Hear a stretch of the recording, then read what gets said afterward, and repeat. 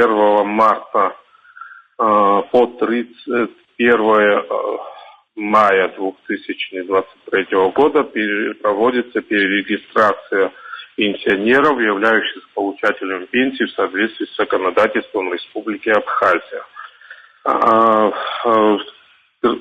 Хочу сказать, что пенсионеры приняли спокойно, с пониманием отнеслись к данной перерегистрации и активно принимают участие.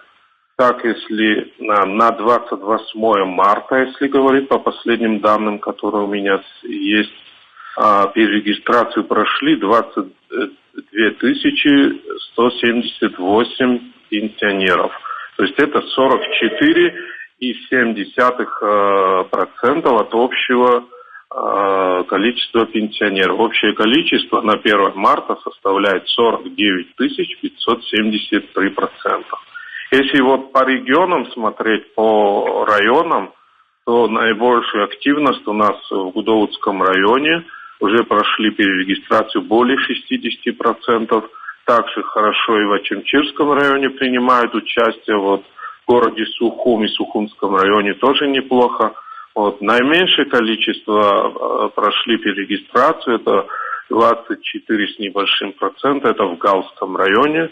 Пока никаких выводов мы не делаем. Завершим перерегистрацию. Время еще есть. Еще 2 месяца. И по завершению уже подведем итоги перерегистрации.